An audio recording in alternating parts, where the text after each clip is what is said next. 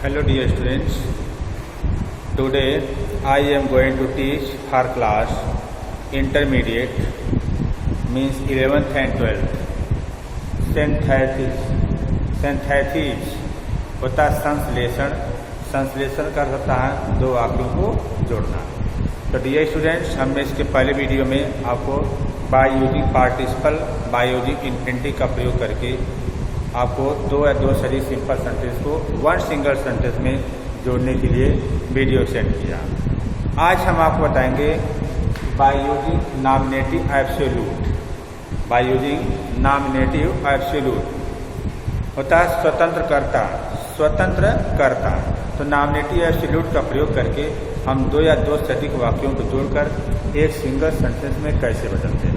ठीक है, तो नॉमिनेटिव एब्सोल्यूट है क्या, पहले इसके बारे में देखें। नॉमिनेटिव एब्सोल्यूट होता है हम उस सब्जेक्ट को कहते हैं जो वाक्य में स्वतंत्र होता है, जो वाक्य में क्या स्वतंत्र होता है ना। यह हमेशा पार्टिसिपल से पहले प्रयोग किया जाता है। ये किसे, यह हमेशा जो है पार्टिसिपल से प्रयोग पहले किया जाता है। ऐसे कर्ता का प्रभाव वर्ब पर पड़ता नहीं, ऐसे कर्ता का प्रभाव वर्ब पर नहीं पड़ता है, क्योंकि यह न तो किसी फाइनाइट वर्ब का कर्ता होता है और न ही कर्म का। ठीक है, यह किसी न तो फाइनाइट वर्ब और न ही कर्म का सब्जेक्ट होता है। तो हम पहचानते कैसे, दूसरे शब्द में देखिए, जो हमारा नॉमिनेटिव एब्सोल्यूट होता है यह हमेशा पार्टिसिपल से पहले प्रयोग किया जाता है पहले से, तथा इसको हम कहाँ लिखते हैं, जो कार्य सेंटेंस में सबसे पहले होता है उसी में हम परिवर्तन करते हैं। नॉमिनेटिव एब्सोल्यूट का उसी में हम परिवर्तन करते हैं। दूसरी पहचान देखिए क्या है, दूसरी क्या है, तो देखिए परिवार इसमें दो सेंटेंस ना, टू सेंटेंस, मेरा नियम समझिए, दो सेंटेंस होंगे, दोनों का सब्जेक्ट फर्स्ट हो गया, सेकेंड क्या था बोथ सब्जेक्ट। ठीक, जो दोनों के सब्जेक्ट होंगे वह आर डिफरेंट, वह दोनों के सब्जेक्ट होंगे वह अलग अलग है ना। दोनों की जो वर्ब होती है वो भी क्या होगी, डिफरेंट होगी। दोनों की वर्ब होगी वह भी अलग अलग होगी। पहले इसमें फर्स्ट वर्ब एंड होते ही सेकेंड वर्ब जो है स्टार्ट होता है। बात समझिए, दो चीजें हैं, दो सेंटेंस आएंगे, दोनों सेंटेंस का सब्जेक्ट अलग अलग, उसकी वर्ब अलग होती है। जो सेंटेंस सबसे पहले कार्य समाप्त करता है उसी में हम नॉमिनेटिव एब्सोल्यूट का प्रयोग करते हैं। ठीक, उसी में क्या नॉमिनेटिव एब्सोल्यूट का जो है प्रयोग किया जाता है। ओके लिए, तो देखिए हम कैसे बनाते हैं आपको समझाते हैं। तो हम इसको कैसे जोड़ेंगे, ये देखिए, अगर फर्स्ट सेंटेंस, ये देखिए दो सिंपल सेंटेंस, पहले सेंटेंस सब्जेक्ट दिया हो और मेन वर्ब दिया हो, इसके बाद ऑब्जेक्ट हो, फिर सेकेंड सेंटेंस का जो सब्जेक्ट कुछ और हो, इसके बाद वर्ब के बाद ऑब्जेक्ट हो। तो जब हम इसे सिंपल सेंटेंस बनाते हैं, सिंपल सेंटेंस बनाएंगे तो हम यह सब्जेक्ट लिखेंगे, मेन वर्ब है, इसके साथ हैविंग का प्रयोग करें। हैविंग कहाँ लगता है, हैविंग अपने साथ हमेशा वर्ड हम खड़ा होगा। इसके बाद ऑब्जेक्ट करा करके कामा, फिर सेकेंड सेंटेंस का वर्ब ऑब्जेक्ट वर्ब। ठीक है, जैसे हमने कहा कि सेंटेंस लिखें, पहला सेंटेंस है सिंपल सेंटेंस। तो सिंपल में देखिए, सिंपल क्या होता है, हमने कहा जैसे द पुलिस केम, पुलिस आई, इसका the thief ran away. Police आई और चोर वहां से क्या हो गए, फरार हो गए। ये देखिए दो सिंपल सेंटेंस हैं और इनकी सहायता से हम वन सिंगल सेंटेंस में कैसे बदलेंगे। ठीक है, the police came, the thief ran away. Okay, ध्यान समझिए, the police came, the thief ran away. अभी हमने क्या बताया, बाय नॉमिनेटिव एब्सोल्यूट में दोनों सेंटेंस का सब्जेक्ट होगा वो अलग होगा, वर्ब अलग होगी। ठीक है, दोनों का सब्जेक्ट अलग, वर्ब अलग। जब इसे सिंपल सेंटेंस में हम जोड़ते हैं वन सिंगल सेंटेंस, तो जो कार्य पहले होता है पार्टिसिपल उसी में हम परिवर्तन करते हैं। खाली नाम देखिए, जब हम इसे सिंपल बदले तो सबसे पहले लिखेंगे द पुलिस हो गया। इसके साथ हैविंग लगाएंगे। हैविंग कहाँ लगता है कि अपने साथ हमेशा वर्ग करना, तो केम का स्थान कम होता है कम। इसके बाद हम कमा लगाएंगे। द पुलिस हैविंग कम, उसके बाद लिखेंगे क्या द टीप रैन। ठीक, आसान हुआ।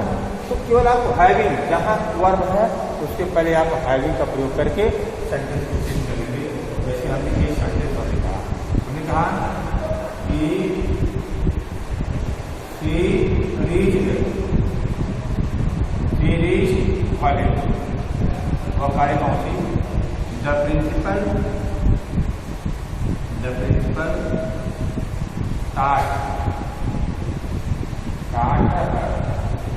वह कॉलेज पहुंची और उन्होंने जिसको क्या किए पढ़ाएं। लेकिन दोनों का सब्जेक्ट अलग है। जब इसे हम सिंगल सेंटेंस में ऐड करेंगे तो कैसे आएगा? सबसे पहले लिखेंगे सब्जेक्ट या सी के बाद लिखेंगे हैविंग का। ठीक, हैविंग हो गया। अब वर्ब के फर्स्ट दिया है रीच्ड। सी हैविंग रीच्ड हो गया। सी हैविंग रीच्ड कहाँ? कॉलेज। इसके बाद कामा लिखेंगे द प्रिंसिपल। ठीक, द प्रिंसिपल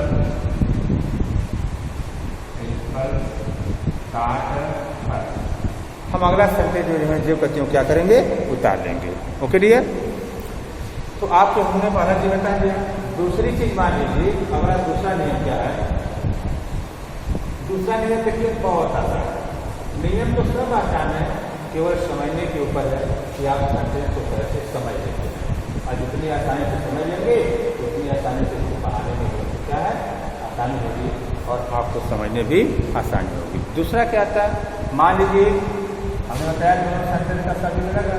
मान लीजिए पहला सेंटेंस सिंपल सेंटेंस पहला सब्जेक्ट के बाद जो वर्ब आती है a verb to be verb जानते हैं। और देखिए हम कौन आएगा, ई आएगा, एन आएगा, आर आएगा, वाज आएगा, मेरा कोई रहेगा है ना, वाज या वर आ जाएगी। इसके बाद देखिए यहाँ कोई ऐड रखी जाता है ना। इसके बाद फिर सेकेंड सेंटेंस फिर सब्जेक्ट वर्ब आ गया। तो जब हम इसकी सिंगल सेंटेंस इसको बदलेंगे तो सबसे पहले यहाँ पर सब्जेक्ट बी वर्ब के स्थान पर हम जो है बीइंग का प्रयोग करते हैं। बीइंग के बाद जो हमारा एडजेक्टिव है वह लिखेंगे है ना। इसके बाद कामा लगाएंगे। कामा लगाने के बाद सब्जेक्ट वर्ब और ऑब्जेक्ट को हम जो करते हैं नोट कर लेते हैं। ओके, जैसे सेंटेंस में देखिए हमने कहा the picture was interesting. The picture was interesting, picture बड़ी रोचक थी। अभी नहीं कहें पास कंटिन्यू, ऐसा नहीं।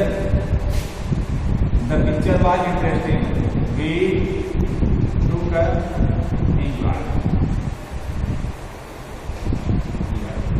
पिक्चर बहुत रोचक थी, हमने समझा लिया, मान लिया। ओके, अब देखिए यहाँ जो वाज लगा है ये मेन वर्ब नहीं, मेन वर्ब तो है लेकिन लिंकिंग वर्ब के अंतर्गत है। ठीक है, तो जब लिंकिंग वर्ब के अंतर्गत होती है अर्थात इसके बाद मेन वर्ब नहीं देती है, यही हमारी खुद मेन वर्ब का काम कर देती है, ये स्वयं मेन वर्ब का काम कर देती है। तो जब हम इसको सिंपल सेंटेंस में जोड़ेंगे, ठीक है, सिंपल सेंटेंस में जोड़ेंगे, देखेंगे द पिक्चर आवाज आ गया, आवाज कितना हमने क्या लगा बीइंग। अब लिखेंगे interesting, the picture being interesting. उसके बाद हम कमा लगाएंगे वी टू एंजॉय। ओके, तो ये बहुत आसान है, केवल आप इसको जानिए कि how to mention 2 or more simple sentences into one single sentence. Okay dear? So it is the first rule which I have taught you, but my second example I think you will be understand about it carefully. So dear students, I always try to teach sentences in simple language, but your responsibility that you should always try to learn. देखिए second example है, मैंने कर दिया जाए the student, the student was absent, the student was absent. गुरु जी क्या थे? Absent थे, है ना। अच्छा, गुरु जी एब्सेंट थे, the student absent, the student was absent, बच्चे एब्सेंट थे। तो the teacher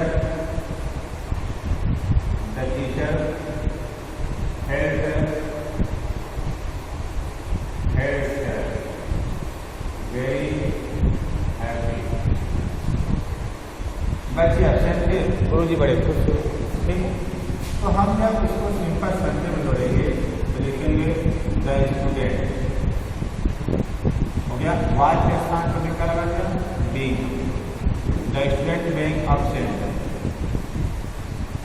the student being absent, comma उसके बाद लिखेंगे the teacher helped happy. Okay, so dear students, this is very important rule for you, but I always try to give the suggestion that you should always concentrate your mind and try to listen with carefully what I am trying to teach you. Okay, हमारा अगला जो rule होगा आप ध्यान दीजिएगा कि जब first sentence, जब हमारा फर्स्ट सेंटेंस मान लो पैसिव, पहला सेंटेंस क्या हो? पैसिव आएगा, और दूसरा सेंटेंस जो है वह एक्टिव में हो या कैसे भी हो, तो उसको जब हम सिंपल सेंटेंस बनाते हैं बाय नॉमिनेटिव आर्टिकल के द्वारा, तो हम हैविंग बीन का प्रयोग करते हैं, हैविंग बीन का प्रयोग करते हैं। कैसे पहचानेंगे पहला सेंटेंस कैसे है? देखिए कि सिंपल सेंटेंस सबसे पहले सब्जेक्ट आएगा, यहाँ हेल्पिंग वर्ड आएगा, हेल्पिंग वर्ड के बाद हमारी जो मेन वर्ड होगी ये थर्ड फॉर्म, अर्थात passive word, third form plus आगे प्लस स्टार्टिंग सेकेंड सेंटेंस में सब्जेक्ट वर्ब और ऑब्जेक्ट होगी। तो जब हम इसको पैसिव मतलब सिंपल सेंटेंस से वर्ड सिंगल सेंटेंस करेंगे, सिंगल करेंगे, तो सबसे पहले लिखेंगे सब्जेक्ट, सब्जेक्ट के बाद लिखेंगे हैविंग, हैविंग के बाद वर्ब कौन था? थर्ड फॉर्म, पहले हैविंग के बाद बीन लगाएंगे, बीन के बाद वर्ब की थर्ड फॉर्म, थर्ड फॉर्म के बाद ऑब्जेक्ट लगाएंगे, इसके बाद कॉमा लगा करके देखिए सेंटेंस को हम जो करते हैं क्या करते हैं उतार लेते हैं। ठीक है, जैसे हमने सेंटेंस लिखा कि the character was killed, the character was killed, the army fled, character was killed, the army fled away, character मारा गया और जो आर्मी थी वो वहां से क्या हो गई? फरार हो गई। ठीक है, तो देखिए यह दो सिंपल सेंटेंस है, दो सिंपल सेंटेंस है, इसको वन सिंगल सेंटेंस बनेंगे कैसे बनेंगे? मैं लिखेंगे द कैरेक्टर हैविंग बीन, और उसके बाद वर्ब लगाएंगे थर्ड फॉर्म, हैविंग बीन, कामा उसको बता देंगे द आर्मी फ्लेड अवे। हमने क्या किया?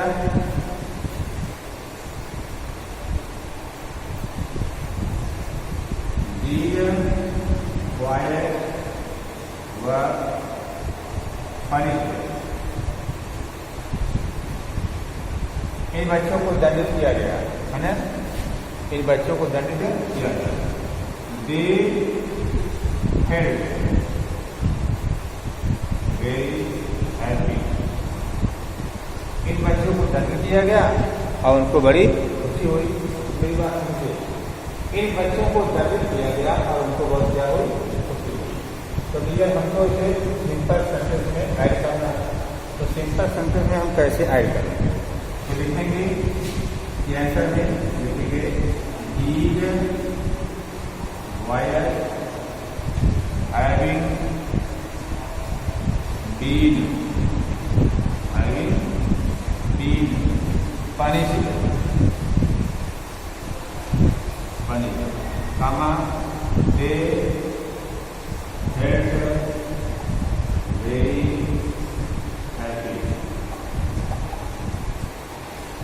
ठीक है। They felt very happy. तो डियर स्टूडेंट्स, ये हमने आपको 2 नियम बता दिया कि how to change by using nominative absolute in simple sentence. तो नॉमिनेटिव एब्सोल्यूट का प्रयोग करके 2 या 2 से अधिक सिंपल वाक्यों को वन सिंगल सेंटेंस में कैसे बदला जाता है। तो जानिए, अगर पहले सेंटेंस में वर्ब दिया, पहले सेंटेंस में क्या वर्ब दिया हो, वह चाहे किसी भी टेंस की वर्ब हो, ठीक, तो उसमें हैविंग का प्रयोग करके थर्ड फॉर्म लगाते हैं। सेकेंड सेंटेंस में क्या है, अगर वर्ब न दिया हो, लिंकिंग वर्ब में हो, is am are was were के बाद कोई एडजेक्टिव हो, नाउन हो, कोई फ्रेज हो, तो हम बीइंग का प्रयोग करते हैं। तीसरे में क्या होता है कि अगर तीसरा सेंटेंस हमारा मान लिया जाए पैसिव में, पैसिव कैसे पहचाने हैं। देखिए, पैसिव की पहचान बहुत आसान होती है कि जो भी आप कार्य करेंगे वह कार्य आपके द्वारा नहीं किसी अन्य के द्वारा किया जाएगा, और जो कार्य किसी के द्वारा किया जाएगा तो हम बहुत आसानी से पहचान लेते हैं कि यह सेंटेंस हमारा क्या है, पैसिव है। तो जब वह सेंटेंस हमारा पैसिव होता है, ठीक है, वह सेंटेंस हमारा क्या जब पैसिव होता है तो हम केवल हैविंग बीन का प्रयोग करेंगे, हैविंग बीन का प्रयोग करके उस सेंटेंस को हम वन सिंगल सेंटेंस में क्या करते हैं, जोड़ते हैं। और जोड़ना बहुत आसान है कि पहले सेंटेंस में क्या होता है, उसका सब्जेक्ट अलग है, उसकी वर्ब अलग है, दूसरे में उसका सब्जेक्ट अलग, उसकी वर्ब अलग है। तो जिस सेंटेंस में सब कुछ अलग है तो उसको जो है जब जोड़ना होता है तो पहले सेंटेंस में हम बताए कि परिवर्तन पहले में होता है। पहले में क्या होता है कि जो पहला सेंटेंस होगा उसी में सब कुछ चेंजिंग करेंगे और दूसरे को हम जो करते हैं जो है उतार देते हैं। ठीक है, तो आज का वीडियो यहीं पर समाप्त होती है। Thank you very much.